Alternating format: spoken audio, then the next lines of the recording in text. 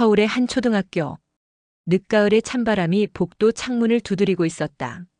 이제 정년 퇴직을 1년 앞둔 이 학교 이혜진 선생님은 손에 쥔 서류를 내려다보았다. 서울교육청 출석 요구서. 귀하는 학부모 김윤희 씨의 신고로 인해 아동학대 조사에 출석할 것을 요구받았습니다. 이제는 놀랍지도 않았다. 그녀는 길게 한숨을 쉬었다. 아이들을 가르치는 것이 죄가 되는 세상이었다. 며칠 전 점심시간 교무실 문이 거칠게 열렸다. 이혜진 선생님 어디 계세요? 비명에 가까운 목소리에 교무실이 순간 정적에 휩싸였다.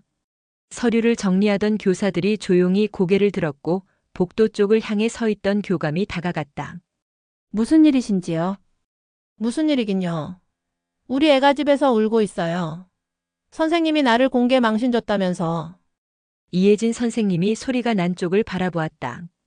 학부모 김윤희 씨였다. 교무실 안으로 성큼 들어서며 그녀는 차가운 눈길을 보냈다. 왜 우리 다인이를 앞으로 불러 칠판이 쓰인 문제를 풀게 했어요? 다인이가 그 문제를 못 풀어 틀렸다는데. 애가 사람들 앞에서 실수하면 얼마나 창피한데 그런 걸 왜 시키세요? 혜진은 순간 머릿속이 하얘졌다. 수업 중에 문제 풀이를 한 건데요. 그게 지도예요. 부끄럽게 만드는 게. 교감이 중재하려 했지만 학부모 김윤희 씨는 단호했다. 우리 애는 원래 수학을 싫어해요. 그런데 선생님이 강제로 시켜서 애가 충격을 받았잖아요. 신고할 겁니다. 교육청에도 민원 넣었어요. 김윤희 씨는 매섭게 돌아섰다. 복도로 나가면서도 전화기를 꺼내 들고 분노를 쏟아내고 있었다. 내가 가만 안 둬. 우리 애한테 그런 수모를 주다니. 그녀의 발소리가 사라지고 교무실은 다시 정막에 휩싸였다. 혜진은 교탁 옆 의자에 천천히 주저앉았다. 머리가 지끈거렸다. 수십 년간 수업을 했지만 가르쳤다는 이유로 신고당하는 건 처음이었다. 서랍을 열었다. 오래된 사진 한 장이 있었다. 지금부터 39년 전인 1986년 첫 부임일. 사진 속 그녀는 밝게 웃고 있었다. 주변에는 까맣게 몰려든 아이들이 있었다. 선생님 저요. 저 문제 제가 풀어볼래요. 아이들은 배움에 열정적이었다. 손을 번쩍 들고 칠판 앞으로 뛰어나오곤 했다. 실수를 하면 친구들이 웃어도 다 같이 웃으며 다시 풀어보았다. 그런데 지금은 책상에 기대어 고개를 돌렸다. 창문 너머로 교실이 보였다. 수업을 듣는 게 아니라 태블릿을 들여다보고 있는 아이들. 어제 수업이 떠올랐다. 자, 오늘은 분수 문제를 풀어볼게요. 아이들은 조용했다. 아니, 지나치게 조용했다. 구석자리 태연이가 태블릿을 보고 있었다. 이혜진 선생님은 천천히 걸어가 그 앞에 섰다. 이건 뭐니? 태연이가 태연하게 말했다. 학원 숙제요. 수업 시간에는 집중해야지. 근데 이거 안 하면 학원 선생님한테 혼나요. 학교 공부가 더 중요하지 않니? 태연이는 단호했다. 아니요. 뒷자리에서 한 아이가 손을 들었다. 영진이었다. 선생님, 우리 엄마가 그러는데 학교 수업은 필요 없대요. 선행 학습만 하면 된다고요. 교실이 잠시 조용해졌다. 영진이가 다시 입을 열었다. 사실 친구들도 다 그렇게 생각해요. 학교에서 배우는 거 이미 학원에서 다 배웠어요. 혜진은 아무 말도 할 수 없었다. 그렇다면 학교는 이제 무엇을 하는 곳인가? 다음 날 아침 조회가 끝나고 혜진은 교장실로 호출되었다. 교감이 미안한 듯이 말했다. 요즘 학부모 민원이 너무 많아요. 교장이 말에 끼어들었다. 이 선생님, 조금 더 조심해 주세요. 교육을 조심스럽게 해야 하나요? 교장은 애써 미소를 지었다. 요즘 시대가 변했잖아요. 이제 학교는 고객 만족을 우선해야 합니다. 그 순간 전화벨이 울렸다. 이 선생님, 우리 애가 쉬는 시간에 혼자 숙제했다고 하대요. 네, 안 해온 숙제를 하라고 했습니다. 그게 학대예요. 애들은 쉬는 시간에 놀 권리가 있어요. 혜진은 더 이상 아무 말도 할 수 없었다. 그녀는 자리에서 일어나 교무실을 나왔다. 그날 저녁 핸드폰이 울렸다. 서울교육청 출석 요구서. 그녀는 천천히 서류를 내려다보았다. 이 나라에서 교사로 산다는 것은 가르치지 않는 법을 배우는 것이다. 그녀는 조용히 창밖을 바라보았다. 어둠이 교정을 덮고 있었다. 이제 이 어둠이 거둘 날이 올까? 교육청 출석 요구서 충격이 좀 가실 즈음에 학교 가을 운동회 계절이 왔다. 그녀는 손에 든 운동회 계획표를 내려다보았다. 장애물 없이 이어달리기 마이너스 무승부 처리. 공 굴리기 마이너스 점수 없음. 협동 줄넘기 마이너스 모두 1등 처리. 운동회인데 경쟁이 없다고. 그녀는 마지못해 종이를 내려놓았다. 몇 년 전까지만 해도 운동의 날이면 아이들은 들떠서 잠도 못 자고 아침부터 운동장에 나와 몸을 풀곤 했다. 누가 더 빨리 달리는지, 누가 바통을 더 빠르게 넘기는지 친구들과 함께 이기기 위해 소리를 지르며 응원했다. 하지만 이제 그런 열정은 사라졌다. 혜진은 옛날 학부모들의 말을 떠올렸다. 선생님, 운동회 때 우리 애가 몇 등 했나요? 아, 이번엔 3등이었군요. 다음엔 더 열심히 시켜야겠어요. 이제는 다르다. 우리 애가 달리기에서 1등 했는데 왜 똑같이 상품을 줘요? 애들을 차별하지 말아주세요. 패배감 느끼면 상처받아요. 결국 교육청은 승패 없는 운동회를 만들었다. 혜진은 한숨을 쉬었다. 이게 정말 교육일까? 운동회 당일 아이들이 운동장으로 모였다. 하지만 예전처럼 활기찬 표정은 없었다. 오늘 뭐 한다고? 그냥 달리고 공 굴리고 끝. 에이, 재미없어. 운동장이 썰렁했다. 예전처럼 친구들과 작전을 짜거나 스타팅 블록 앞에서 긴장하는 아이들도 없었다. 그냥 차례대로 달리고 공을 굴릴 뿐이었다. 첫 번째 종목 이어달리기. 아이들은 바통을 주고받으며 달렸다.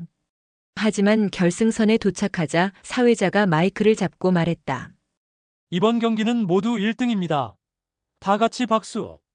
어색한 정적이 흘렀다. 한 명도 기뻐하지 않았다. 진혁이가 허탈하게 웃었다. 이게 뭐야? 도윤이가 덧붙였다. 승패도 없고 트로피도 없고 그냥 뛰기만 하는 거였어. 소희가 혜진을 바라보았다. 선생님, 왜 이렇게 된 거예요? 혜진은 대답할 수 없었다. 그저 망설이다가 작게 말했다.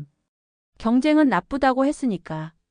운동회가 끝나자 학부모들의 불만이 터져나왔다. 우리 애가 1등을 했는데 왜 아무 상도 없어요? 선생님, 아이들한테 성취감을 느낄 기회를 줘야죠. 모두가 1등이면 의미가 없잖아요. 반면 다른 의견도 있었다. 패배감은 아이들한테 상처가 됩니다. 우리 애는 경쟁을 싫어해요. 무승부가 맞는 방향이에요. 교무실에서 담임 교사들은 깊은 한숨을 쉬었다. 6학년 담임 유민경 선생님이 고개를 절레절레 흔들었다. 승패 없는 운동회라니 그럼 왜 운동회를 하는 거죠? 4학년 담임인 한주희 선생님도 피곤한 얼굴로 말했다. 교육청 방침이에요. 경쟁이 없는 교육이 중요하다고 하잖아요. 혜진은 창밖을 바라보았다. 운동장에서는 아이들이 흩어져 공을 차고 있었다. 하지만 예전처럼 땀을 흘리며 뛰어다니는 모습은 없었다. 승패가 없으면 다들 행복할 줄 알았다. 하지만 정말 그럴까? 운동회뿐만이 아니다. 혜진은 학부모 공지를 확인하며 또 한 번 한숨을 쉬었다. 일기 숙제 폐지. 이제 일기도 안 쓰나. 그녀는 어릴 때부터 일기를 써왔다. 자신이 초등학생일 때도 선생님들은 일기를 검사하고 아이들에게 글쓰기를 독려했다. 하지만 이제는 달랐다. 아이들 사생활 보호 차원에서 일기 숙제를 폐지한다. 가정 환경이 드러날 수 있는 글쓰기를 강요하지 않는다. 혜진은 다시 떠올랐다. 선생님, 저희 애가 이런 걸 왜 써야 해요? 우리 애는 남들보다 특별한데 프라이버시가 침해될 수 있어요.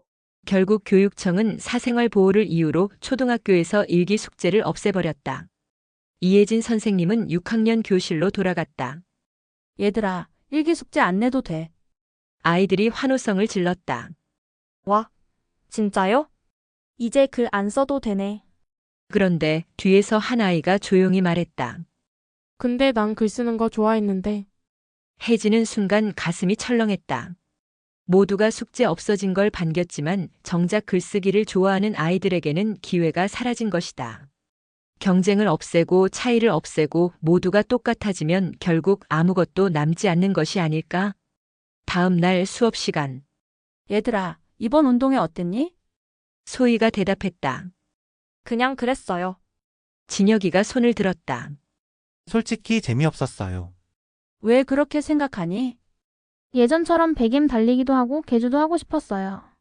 1등이 없어도 되는데 그래도 열심히 한 사람이 뭔가 인정받으면 좋겠어요. 혜진은 아무 말도 할 수 없었다. 그때 한 아이가 작게 말했다. 근데 선생님, 우리 이제 상장은 받을 수 있나요? 혜진은 차마 입을 열 수 없었다. 그날 저녁 혜진은 교장실로 호출되었다. 혜진 선생님, 학부모 민원이 또 들어왔어요. 무슨 민원인가요? 교장은 난감한 표정을 지었다. 몇몇 학부모들이 승패 없는 운동회에 불만을 가졌어요. 혜진은 씁쓸한 미소를 지었다. 그럼 내년에 원래대로 돌리면 되겠네요. 하지만 교장의 대답은 뜻밖이었다. 반대로 승패를 가리면 안 된다는 학부모들도 민원을 넣었습니다.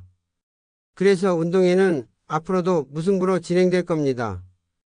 혜진은 교장실을 나왔다. 교정을 바라보며 깊은 숨을 내쉬었다. 아이들이 행복할 줄 알았다. 하지만 정말 행복해진 걸까? 그녀는 알 수 없었다. 12월 한겨울의 매서운 바람이 창문을 때렸다. 하지만 교무실 안은 바깥보다 더 싸늘한 공기가 감돌고 있었다. 이혜진은 탁자 위에 놓인 반배정 명단을 내려다보았다. 곧 신학기가 시작된다. 담임 교사들이 모여 반배정을 논의하는 날이었다. 올해도 쉽지 않겠네요. 6학년 담임 민경이 한숨을 내쉬었다. 반배정 민원이 벌써부터 쏟아지고 있어요. 벌써? 혜진이 고개를 들었다. 교감이 두툼한 서류 봉투를 들고 나타났다. 자, 올해도 반배정 요청서가 이렇게나 많습니다. 혜진은 종이를 넘겨보았다. 김다은 어머님 마이너스 우리 아이랑 정우랑 같은 반 안 되게 해주세요. 작년에도 사이 안 좋았어요. 이윤서 부모님 마이너스 유치원 때 싸웠던 아이랑 떨어뜨려 주세요. 박민서 학부모 마이너스 유명학원 다니는 아이들끼리 같은 반으로 배정해 주세요. 민경이 고개를 절레절레 흔들었다. 유치원 때 싸웠던 것도 기억해서 반을 나누라니. 혜진이 조용히 말했다. 이건 반배정이 아니라 부모들 싸움 조정이네. 며칠 후 반배정이 발표되었다. 그리고 불과 몇 시간 만에 학부모들의 민원이 폭주하기 시작했다. 교장실 전화 연결이 안 돼요. 민원 전화 때문에 계속 통화 중입니다. 혜진이 자리에서 일어나 복도로 나왔다. 교장실 앞에는 학부모들이 길게 줄을 서 있었다. 우리 애는 왜 그 애랑 같은 반이에요? 담임 선생님 누구예요? 우리 애가 맞는 성향인지 확인하고 싶어요. 쌍둥이인데 왜 따로 배정했어요? 우리 애가 작년에 피해를 봤는데 또 왜 같은 반으로 묶었어요? 분노한 얼굴의 부모들이 서로 목소리를 높였다. 혜진은 어이가 없었다. 이건 반배정이 아니라 전쟁이야. 며칠 후 한 학부모가 교무실 문을 세차게 열었다. 이 선생님 계세요. 모든 교사들이 고개를 들었다. 그녀는 어딘가 날카로운 눈빛이었다. 우리 다은이가 이번 반배정 때문에 너무 스트레스를 받아요. 네? 무슨 일인가요? 작년에 사이 안 좋았던 애랑 같은 반이라면서요. 혹시 김유나 학생이요? 맞아요. 혜진이 조용히 설명했다. 작년에는 서먹했을 수 있지만 같은 반에서 오히려 더 친해질 수도 있어요. 그런 말이 통할 것 같아요. 어머니가 비웃었다. 제가 반배정 요청서 냈잖아요. 무조건 따로 해달라고. 모든 학부모님들의 요청을 다 반영할 수는 없습니다. 그러면 교육청에 민원 넣을 거예요. 혜진은 할 말을 잃었다. 점심시간 혜진은 다른 교사들과 함께 밥을 먹고 있었다. 그때 또 다른 교사가 한숨을 쉬며 말했다. 야, 나 아까 학부모한테 전화 받았는데 이런 말 들었다. 뭐라고? 우리 애를 김서윤 B라고 부르지 말고 김서윤 가라고 불러달래. 뭐? 동명이인인데 AP로 나누면 차별이라고? 교사들은 황당해서 웃음을 터뜨렸다. 그럼 뭐라고 부르래? 큰 서윤, 작은 서윤도 안 되고, 서윤 1, 서윤 2도 안 되고, 그냥 이름을 아예 다르게 부르래. 대체 뭘 원하는 거야? 모르겠어. 그냥 다 기분 나쁘대. 혜진은 한숨을 쉬었다. 이제 이름조차 부르기도 조심해야 하는 세상인가. 반배정 문제가 잠잠해지나 싶었지만 그 다음은 담임 교사 선정 문제가 터졌다. 우리의 담임 선생님이 누군지 미리 알 수 없나요? 선생님 경력 좀 알려주세요. 아이 성향에 맞는 선생님인지 판단해야 하는데요. 교무실에 전화가 끊이지 않았다. 혜진은 커피를 마시며 고개를 저었다. 이제 학부모가 선생님도 골라야 하나. 신학기 첫날 혜진은 반 아이들을 마주했다. 얘들아, 반배정 발표된 뒤로 기분이 어땠어? 소희가 손을 들었다. 저희 엄마가 처음엔 엄청 화냈어요. 왜? 같이 있기 싫은 애랑 같은 반 됐다면서요. 아이들이 웅성거렸다. 진혁이가 말했다. 선생님, 반배정이 꼭 그렇게 어려운 건가요? 혜진은 잠시 망설였다. 사실은 너희들 때문이 아니야. 네? 부모님들이 너무 많은 요구를 해서 그래. 아이들은 조용해졌다. 소희가 작은 목소리로 말했다. 어른들은 왜 그래요? 혜진은 대답할 수 없었다. 그날 교장 선생님이 난감한 표정으로 말했다. 몇몇 학부모들이 담임을 바꿔달라고 요청했어요. 혜진은 씁쓸하게 웃었다. 이제 학부모가 선생님도 정하나요? 이제 그런 시대인가 봅니다. 학교는 이제 학원 숙제하는 곳이 되어가고도 있다. 혜진이 출근하자마자 교무실 컴퓨터를 켜고 출석부를 확인했다. 신학기가 시작된 지 일주일, 아직도 몇몇 학생들은 제대로 적응하지 못하고 있었다. 출결 관리 시스템에 지각과 결석이 수두룩했다. 그녀는 한숨을 쉬며 커피를 한 모금 마셨다. 그러다 복도에서 들려오는 소란스러운 목소리에 시선을 돌렸다. 선생님, 유빈이 오늘도 학원 가야 해서 조퇴할 거예요. 5학년 담임 민경이 학부모를 마주하고 있었다. 벌써 5번째 조퇴인데요. 특별한 사유라도 있나요? 학원 시간이 2시부터예요. 학교에서 배우는 거랑 똑같은 거 2번 배울 필요 없잖아요? 민경은 당황한 듯 멈칫했다. 그렇지만 학교 정규 수업은 중요한데요. 솔직히 말해볼까요? 학교에서 배운 걸로는 우리 애대 학 못 가요. 학부모는 팔짱을 끼고 싸늘하게 말했다. 그래서 저희는 학원 중심으로 스케줄 맞추는 거예요. 학교는 출석 체크만 하면 되잖아요? 혜진은 커피를 내려놓았다. 이게 진짜 현실이야. 학부모는 말을 마치고 휴대폰을 꺼내더니 학원 스케줄을 체크했다. 아, 선생님. 다음 주에도 조퇴할 거니까 참고하세요. 민경은 아무 말도 하지 못했다. 혜진은 천천히 교실로 걸어갔다. 교실 문을 열자 아이들이 각자의 자리에서 조용히 앉아 있었다. 하지만 무언가 이상했다. 책상을 둘러보니 교과서를 펴고 있는 아이는 거의 없었다. 대신 태블릿, 학원 문제집, 사설 모의고사 프린트가 널려 있었다. 혜진은 천천히 교탁에 섰다.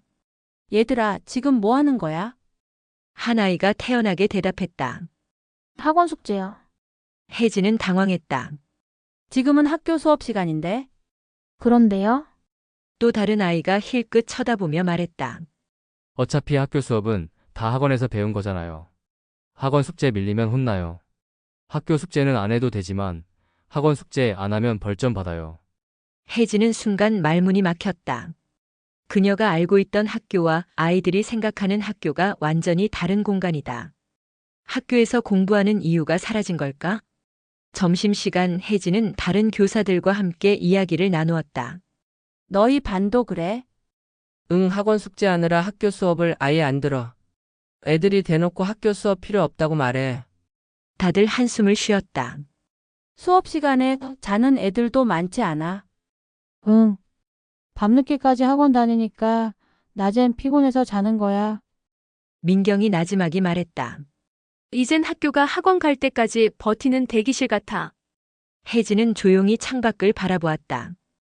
운동장에는 공을 차는 아이들이 있었지만 표정은 어딘가 공허해 보였다. 이렇게까지 학교가 의미를 잃어야 했을까? 다음 날 혜진은 실험을 해보기로 했다. 수업이 시작되자마자 칠판에 커다랗게 질문을 적었다. 학교 수업이 왜 필요할까? 그리고 아이들에게 말했다. 자, 오늘은 이 질문에 대해서 이야기해보자. 아이들이 웅성거리기 시작했다. 손을 든 아이가 말했다. 저는 솔직히 잘 모르겠어요. 왜? 학교에서 배우는 건 이미 학원에서 다 배웠어요. 또 다른 아이가 말했다. 사실 엄마도 학교 수업 필요 없다고 했어요. 선행학습이 훨씬 중요하대요. 그럼 학교는 왜 오는 거지? 혜진의 질문에 아이들이 조용해졌다. 잠시 후 한 아이가 작은 목소리로 말했다. 출석 체크하려고요. 그 말이 나오자 모두가 피식 웃었다. 학교는 출석 체크만 하면 되는 곳이라는 사실을 아이들도 알고 있었던 것이다. 혜진은 아무 말도 할 수 없었다. 그날 저녁 혜진은 교장실로 불려갔다. 이혜진 선생님, 학부모 민원이 들어왔어요. 이번엔 또 뭔가요? 교장 선생님은 난감한 표정을 지었다. 수업 시간에 애들한테 학교 수업이 왜 필요한가라고 물어봤다면서요. 네. 토론 수업을 해봤어요. 그런데 학부모들이 쓸데없는 논쟁을 시킨다고 항의했어요. 혜진은 어이가 없었다. 아이들이 자기 생각을 말하는 게 왜 문제가 되죠? 어떤 부모들은 학교 무용론을 부추기는 거 아니냐고 걱정해요. 혜진은 깊은 한숨을 내쉬었다. 정작 학교를 무용지물로 만든 건 부모들 아니었나? 며칠 후 또 다른 사건이 터졌다. 한 아이의 학부모가 직접 찾아왔다. 이 선생님, 교무실 문이 벌컥 열렸다. 우리 애한테 왜 그런 모욕을 줬어요? 혜진이 당황했다. 무슨 말씀이신지요? 우리 애가 수업 시간에 학원 숙제하다가 선생님한테 지적받았다며요. 내 학교에서는 학교 공부를 해야 하니까요. 그게 무슨 소리예요? 어머니는 흥분한 목소리로 말했다. 우리 애는 이미 학원에서 배웠어요. 그러면 수업 시간에 학원 숙제하는 게 뭐가 문제죠? 혜진은 할 말을 잃었다. 요즘 학교 선생님들은 시대를 못 따라가시네. 학부모가 비웃었다. 학교가 학원을 따라잡을 수 없다는 걸 인정하세요. 그녀는 핸드백을 정리하며 덧붙였다. 우리 애한테 다시는 그런 간섭하지 마세요. 학부모는 돌아서서 교무실을 나갔다. 혜진은 가만히 서 있었다. 아무런 감정도 느껴지지 않았다. 학교가 무너지는 소리가 들린다. 이제 학교가 교사들에게 남은 것은 두려움뿐이다. 어느 날 이혜진 선생님은 출근길에 문득 생각했다. 나는 교사로서 학생들을 잘 가르치고 있는 걸까? 아니, 가르친다는 것이 이제 가능한 일일까? 그녀는 정년 퇴직을 1년 앞두고 교사가 아닌 고객센터 직원이 된 듯한 기분이었다. 수업을 준비하고 아이들을 지도하는 시간이 줄어들고 그 대신 학부모 응대, 민원 처리, 경찰 조사, 교육청 출석이 그녀의 일상이 되어버렸다. 애들한테 수학 문제를 풀라고 했다가 아동학대로 신고당했다고. 점심시간 교무실에서 동료 교사들이 웅성거렸다. 유민경 선생님이 한숨을 쉬며 말했다. 응. 우리 반 애가 집중 안 해서 선미야.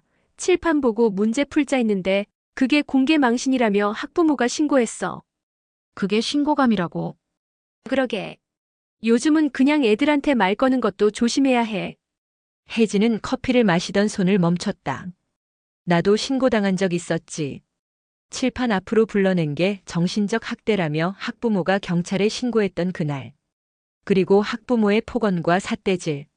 그 기억이 떠올라 목이 꽉 막혔다. 선생님, 인사 안 받아줬다고 아동학대 신고당한 거 들었어요? 수업이 끝난 후 정도윤 선생님이 혜진에게 다가왔다. 뭐? 2학년 3반 선생님이요. 학생이 아침에 인사했는데 못 듣고 지나갔대요. 근데 그 학부모가 우리 애가 무시당했다면서 신고했다네요. 혜진은 말문이 막혔다. 진짜 신고를 했다고? 정도윤 선생님은 고개를 끄덕였다. 그래서 요즘 선생님들 일부러 애들한테 먼저 인사하잖아요. 혜진은 복도를 내다보았다. 교사들이 일부러 학생들에게 고개를 숙이며 먼저 인사하는 모습이 보였다. 이제 아동학대 신고를 피하려면 교사가 먼저 저자세를 취해야 하는 세상이 된 것이다. 그녀는 머리가 아파왔다. 다음 날 수업 시간. 이혜진 선생님은 교과서를 펼치며 말했다. 자, 오늘은 사회 시간이에요. 문제 3번부터 5번까지 풀어볼까요? 아이들이 책을 펴는가 싶더니 한 아이가 손을 들었다. 선생님, 저는 문제 안 풀게요. 왜? 엄마가 학교 문제는 안 풀어도 된다고 했어요. 혜진이 놀라서 되물었다. 그게 무슨 뜻이야? 아이의 대답은 충격적이었다. 학교 숙제는 강제성이 없으니까 우리 엄마가 안 해도 된대요. 학원 숙제가 더 중요하다고요. 교실이 술렁였다. 혜진은 할 말을 잃었다. 이제 학생들은 교사의 말을 안 들어도 되는 걸까? 퇴근 후 혜진은 유민경 선생님과 커피를 마셨다. 요즘 학생들 정말 답이 없어요. 무슨 말이야? 그냥 예전에는 그래도 선생님 말을 따랐잖아요. 요즘 애들은 아예 듣지를 않잖아요. 그러면서 유 선생님은 쓴웃음을 지었다. 부모가 그러니까 애들도 그러는 거 아니에요. 그러죠. 민경이 핸드폰을 꺼내 카톡을 보여줬다. 학부모 단체방 메시지였다. 학교 숙제는 시킬 필요 없어요. 강제가 아니니까요. 교사가 우리 애한테 뭐라고 하면 바로 신고하세요. 요즘 선생님들은 학생을 함부로 대하면 안 돼요. 우리 애가 갑이에요. 이혜진 선생님은 충격을 받았다. 우리 애가 갑이다. 이 한 문장이 뇌리에 깊이 박혔다. 학교는 교육은 이제 완전히 변해버렸다. 교사는 고객센터 직원이 되고 학생과 학부모는 고객이 된 세상.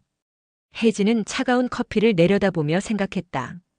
이제 교사는 학생을 가르치는 존재가 아니라 학부모의 기분을 맞춰주는 존재가 된 걸까? 다음 날 아침 교무실 문이 벌컥 열렸다. 이 선생님 계세요. 날카로운 목소리에 교무실이 조용해졌다. 한 학부모가 분노에 찬 얼굴로 혜진을 찾고 있었다. 무슨 일이신가요? 우리 애가 어제 집에 와서 울었어요. 네? 왜요? 쉬는 시간에 숙제 안 했다고 남아서 하라고 시켰다면서요.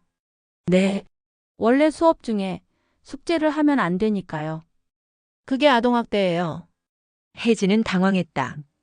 쉬는 시간에 숙제하는 게요? 애들한테 쉴 권리가 있어요. 우리 애한테 왜 쉬는 시간을 빼앗아요? 이 선생님 교육 제대로 하세요.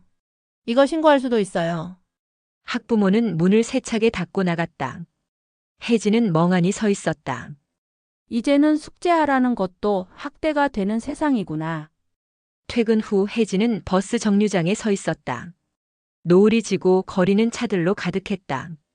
그녀는 핸드폰을 꺼내 뉴스 기사를 읽었다. 올해 초중고 교사 400여 명이 잦은 사직. 교권 붕괴 심각 학부모 갑질로 교사들 떠난다. 혜진은 천천히 눈을 감았다. 나는 이제 곧 정년퇴직을 한다. 하지만 이제 막 교직 생활을 시작한 젊은 교사들은 도대체 어떻게 해야 할까? 그들은 앞으로 몇 년, 몇십 년을 이런 현실 속에서 버텨야 한다. 교사는 더 이상 교사가 아니다. 그들에게 남은 것은 오직 두려움뿐이다. 늦가을에 찬 바람이 창문을 흔들었다. 이혜진 선생님은 칠판을 지우며 교실을 둘러보았다. 책상마다 아이들의 흔적이 남아 있었다. 학원 시간표가 적힌 수첩, 풀지도 않은 학교 문제집, 그리고 이제는 아무도 쓰지 않는 일기장. 오늘도 그냥 이렇게 지나가는구나. 그녀는 조용히 교탁에 기대어 앉았다. 그때 조용히 교실 문이 열렸다. 선생님. 고개를 들자 낯익은 얼굴이 보였다.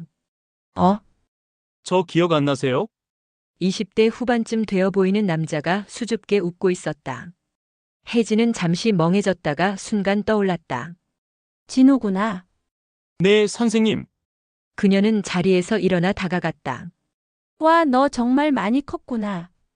진우는 어릴 적과 다르게 훤칠해진 모습이었다. 하지만 여전히 선한 눈빛은 그대로였다. 저 오랜만에 선생님이 생각나서 찾아왔어요. 혜진은 순간 목이 메었다. 진우는 천천히 교실을 둘러보았다. 와, 여전하네요. 이 교실에서 선생님한테 혼나기도 하고 칭찬도 받았는데. 혜진은 웃으며 고개를 끄덕였다. 내가 글짓기 대회 나가서 상 받았던 거 기억나니? 진우가 피식 웃었다. 그럼요. 그때 선생님이 진우야, 너는 글을 참 잘 써라고 해주셨잖아요. 그 말 듣고 더 열심히 했어요. 그래서 지금은 뭐 하고 있니? 출판사에서 일해요. 책 만드는 거요. 혜진은 눈을 반짝였다. 그래? 와, 내가 책을 만드는 일을 하다니. 진우는 머쓱하게 웃으며 말했다. 사실 그때 일기 숙제가 없었으면 제가 이렇게까지 글 쓰는 걸 좋아하게 됐을까 싶어요. 그 말을 듣는 순간 혜진은 가슴이 찡했다. 읽기가 사라진 요즘 아이들은 그런 기회를 잃었겠지. 그때 교실 문이 다시 열렸다.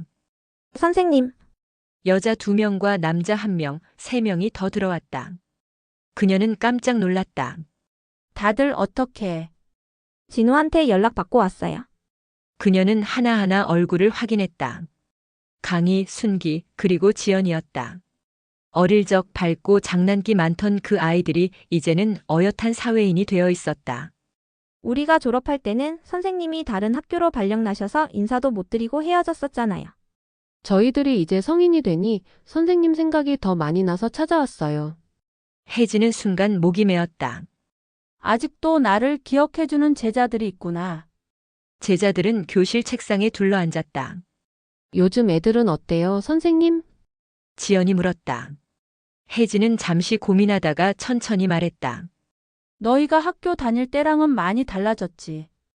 강희가 고개를 갸웃했다. 어떤 점이요? 혜진은 천천히 설명했다. 운동회에서 달리기도 못해. 경쟁이 나쁘다고 해서. 일기 숙제도 없어졌어. 프라이버시 침해 때문이라나. 그리고 이제는 교사가 아이들을 훈육하는 것도 어려워. 제자들의 표정이 점점 굳어졌다. 순기가 믿기지 않는다는 듯이 말했다. 그럼 학교에서 뭘 배워요? 혜진은 조용히 웃었다. 학원에서 다 배우니까 학교는 그냥 출석 체크하는 곳이 됐지. 진우가 한숨을 쉬었다. 그게 말이 돼요? 그러게. 혜진은 창밖을 바라보았다.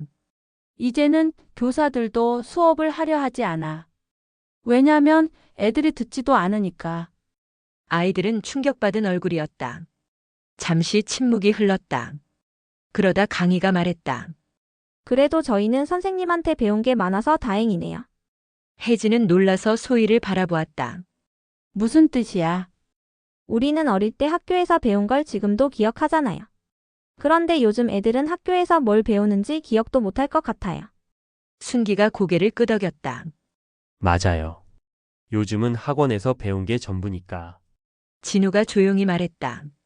학교에서 감동을 받고 인생을 바꾸는 경험을 해야 하는데 이제 그런 게 없겠네요.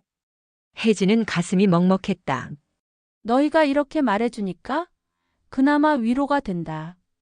그녀는 오래전 기억을 떠올렸다. 아이들이 수업 시간에 질문을 하고 발표를 하던 순간들. 소풍날 비를 맞으며 뛰어놀던 추억. 그리고 졸업식 날 눈물 흘리며 스승의 날 찾아와 주던 제자들. 그래도 너희가 기억해줘서 고맙다. 제자들은 자리를 정리하며 말했다. 선생님, 앞으로도 종종 찾아올게요. 혜진은 웃으며 고개를 끄덕였다. 그래, 언제든지.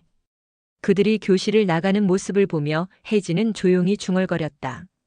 나는 그래도 좋은 선생님이었구나. 창밖에는 저녁 노을이 퍼지고 있었다. 교사는 더 이상 예전과 같지 않다. 아이들도 학교도 변했다. 하지만 가르침을 기억하는 제자들이 있다면 그녀의 삶은 헛되지 않았다. 혜진은 창가에 기대어 조용히 노을을 바라보았다. 선생님이었기에 행복했다. 다음 날 혜진은 수업을 마치고 교무실로 향했다. 책상 위에는 정년퇴직 예정 교사 서류가 놓여 있었다. 이제 정말 떠나는구나. 교육대학교를 졸업하고 39년 동안 교단에 서왔다. 교실은 변했고 아이들도 변했다. 그러나 교육이 가야 할 길을 끝까지 말하고 떠나야 싶었다. 그녀는 서류를 가만히 내려다보았다. 그리고 천천히 마음을 다잡았다. 이대로 떠나선 안 돼. 마지막으로 교사로서 할 말을 해야 해. 그날 오후 교무회의가 열렸다. 혜진은 조용히 자리에서 일어섰다. 한 말씀 드려도 될까요? 교장과 동료 교사들이 고개를 들었다. 저는 올해 정년퇴직을 앞두고 있습니다. 퇴직을 앞둔 교사로서 마지막으로 하고 싶은 말이 있습니다. 모두가 조용해졌다. 혜진은 깊이 숨을 들이마시고 천천히 말을 이었다. 우리 교육, 정말 이대로 괜찮은 걸까요? 운동회에서 달리기조차 못하게 합니다. 승패를 가르면 아이들이 상처받는다고요. 일기 숙제도 없앴습니다. 가정 환경이 노출될까 봐서요. 학생이 칠판에서 문제를 푸는 것도 정신적 학대가 됩니다. 그래서 교사들은 지도조차 하지 못합니다. 교무실 안이 무겁게 가라앉았다. 이런 교육이 과연 옳은가요? 혜진은 눈을 빛내며 말했다. 이제 학교는 교육의 장이 아닙니다. 출석 체크만 하면 되는 곳이 되어버렸습니다. 몇몇 교사들이 불편한 듯 시선을 피했다. 누군가는 고개를 끄덕였고 누군가는 애써 표정을 감추었다. 교장이 입을 열었다. 이혜진 선생님, 그 마음은 이해합니다. 하지만 교육은 변화해야 합니다. 그 변화가 옳다면 저도 받아들이겠어요. 그런데 지금 우리가 가는 방향이 정말 옳은가요? 아이들에게 노력하지 않아도 된다고 가르칩니다. 경쟁을 없애고 평가를 없애고 지도하지 않는 교육. 그 결과가 어떻게 될까요? 혜진은 주위를 둘러보았다. 아이들은 실패를 모릅니다. 좌절을 경험하지 않습니다. 그러다 사회에 나가서 처음으로 진짜 세상을 마주합니다. 그때는 누가 그 아이들을 보호해 줄 수 있을까요? 교무실은 숨소리조차 들리지 않을 만큼 조용했다. 혜진은 한숨을 쉬었다. 저는 39년 동안 교사로 살아왔습니다. 그동안 많은 아이들을 가르쳤습니다. 그런데 이제는 교사가 아이를 가르칠 수 없는 시대가 되었습니다. 그녀는 씁쓸하게 웃었다. 제가 교직을 택한 게 후회스럽습니다. 그 말에 몇몇 교사들이 움찔했다. 교사는 학생을 가르쳐야 합니다. 그런데 지금 우리는 가르치지 않는 법을 배우고 있습니다. 혜진은 마지막으로 단호하게 말했다. 이대로 가면 우리나라는 망합니다. 회의가 끝난 후 혜진은 교무실을 나왔다. 한 젊은 교사가 조심스럽게 다가왔다. 선생님, 혜진이 돌아보았다. 그녀는 주저하다가 어렵게 말을 꺼냈다. 저도 요즘 수업하는 게 너무 힘들어요. 아이들에게 뭐라도 가르쳐 보려고 하면 학부모 민원이 들어오고 교장 선생님도 조심하라고 하고. 그녀는 한숨을 쉬었다. 솔직히 교사 생활이 너무 무섭습니다. 혜진은 그녀의 어깨를 가만히 두드렸다. 너무 겁내지 마요. 하지만 그래도 누군가는 해야 하는 일이니까요. 젊은 교사는 조용히 고개를 끄덕였다. 혜진은 교실 쪽을 바라보았다. 아이들이 떠들며 복도를 지나가고 있었다. 이 아이들에게 남은 교육은 무엇일까? 그녀는 씁쓸한 미소를 지었다. 퇴근 후 혜진은 버스 정류장에 앉아 있었다. 핸드폰을 열어 뉴스를 확인했다. 올해 교사 자살 사건 5건 발생. 학부모 갑질에 시달린 교사들. 집단 우울증 호소. 학교는 이제 배움의 공간이 아니다. 그녀는 핸드폰을 내려놓았다. 나는 이제 떠난다. 하지만 남겨진 교사들은? 그들은 앞으로 몇십 년을 이런 현실에서 버텨야 한다. 혜진은 하늘을 바라보았다. 저녁 노을이 퍼지고 있었다. 교사는 학생을 가르치는 사람이어야 한다. 하지만 이제 우리는 학생을 가르치지 않는 법을 배우고 있다. 버스가 도착했다. 혜진은 자리에서 일어났다. 이제 그녀의 교직 생활은 끝이 나고 있었다. 그러나 학교는 교육은 계속 남아 있어야 했다. 그녀는 조용히 중얼거렸다. 이대로 가면 정말 나라가 망할지도 몰라. 이혜진 선생님은 퇴직식 날 아침 평소보다 한참 일찍 학교에 도착했다. 복도는 조용했고 교실은 텅 비어 있었다. 그녀는 천천히 교실로 걸어 들어갔다. 칠판에는 어제 수업 내용이 그대로 남아 있었고 아이들의 이름이 적힌 책상들이 가지런히 놓여 있었다. 정말 끝이구나. 30년 넘게 지켜온 이 공간을 떠날 시간이 다가오고 있었다. 책상 위에는 아이들이 쓴 수업 노트가 놓여 있었다. 그녀는 손끝으로 노트를 넘기다 문득 멈췄다. 어느 한 페이지에 적혀 있는 글귀가 눈에 들어왔다. 선생님, 저는 나중에 커서도 선생님처럼 되고 싶어요. 가슴이 뭉클해졌다. 과연 나는 좋은 선생님이었을까? 퇴임식이 열렸다. 강당에는 교사들과 학생들, 학부모들까지 자리를 채우고 있었다. 사회자가 단상에 올라 이혜진 선생님의 이름을 불렀다. 오랜 세월 학생들을 위해 헌신하신 이혜진 선생님의 정년퇴직을 축하합니다. 박수가 터져 나왔지만 혜진은 담담한 얼굴로 단상에 올랐다. 그리고 마이크를 잡았다. 39년 전 처음 교사가 되었을 때 저는 아이들에게 좋은 스승이 되고 싶었습니다. 그런데 이제 떠나는 지금 저는 스스로에게 묻고 싶습니다. 나는 정말 좋은 스승이었을까? 강당이 조용해졌다. 교사가 교사다워야 합니다. 학생을 가르치고 바른 길을 제시해야 합니다. 하지만 지금 우리 교육은 교사를 교사답게 만들지 않습니다. 이제 학교는 더 이상 배움의 공간이 아닙니다. 혜진은 천천히 아이들을 바라보았다. 여러분은 경쟁이 나쁘다고 배웠습니다. 그래서 운동회에서 달리기를 하지 않습니다. 그래서 등수를 매기지 않습니다. 그런데 세상은 어떻습니까? 세상은 여전히 경쟁을 요구합니다. 여러분은 실패를 배우지 못했습니다. 그럼 앞으로 좌절을 마주했을 때 어떻게 이겨낼 겁니까? 어디선가 훌쩍이는 소리가 들렸다. 학생들 중 몇몇은 고개를 숙이고 있었다. 혜진은 깊은 숨을 들이마셨다. 교육이 이렇게 가서는 안 됩니다. 아이들에게 꿈을 심어주는 곳이 학교여야 합니다. 교사는 학생을 가르칠 수 있어야 합니다. 그러나 지금 우리 교육은 교사가 학생을 가르치는 것조차 죄가 되는 세상입니다. 교장과 교사들은 미묘한 표정을 지었다. 누군가는 고개를 끄덕였고 누군가는 애써 외면했다. 하지만 혜진은 개의치 않았다. 오늘이 마지막 날이었다. 그녀는 반드시 할 말을 하고 떠나야 했다. 이제 저는 떠납니다. 하지만 교육은 남아야 합니다. 퇴임식을 마치고 혜진은 조용히 교무실로 향했다. 책상 위에는 그녀를 위한 작은 꽃다발이 놓여 있었다. 그녀는 잠시 그것을 바라보았다. 그러다 조용히 핸드폰을 열었다. 수십 개의 메시지가 와 있었다. 선생님, 그동안 감사했습니다. 저는 선생님 덕분에 꿈을 찾았어요. 저희는 선생님을 잊지 않을 거예요. 혜진은 메시지를 하나씩 읽어내려갔다. 그리고 조용히 미소를 지었다. 그래, 나쁜 세상 속에서도 누군가는 나를 기억해주겠지. 그녀는 마지막으로 교실을 한 번 더 둘러보았다. 칠판, 책상, 창문, 그리고 학생들의 자리. 그 모든 것이 눈에 익었고 또 낯설게 느껴졌다. 잘 있어라, 나의 교실. 제 이야기는 여기까지입니다. 아마 이 글을 보고 들으신 여러분은 현재의 학교 교육 현장이 어떤 상황인지 잘 모르실 것입니다.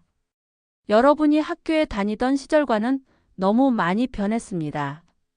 혹시 여러분은 초등학생 시절 선생님은 화장실에도 안 가시고 또 선생님은 그림자도 밟아서는 안 되는 것으로 알았던 분도 계실 것입니다. 그만큼 선생님은 존경의 대상이었고 그것이 훌륭한 인재를 길러내는 밑바탕이었습니다. 붕괴되고 있는 우리나라의 공교육 현장이 너무 안타깝습니다. 우리나라의 미래가 걱정이 됩니다. 여러분의 생각을 답글로 많이 남겨주시기 바랍니다. 감사합니다.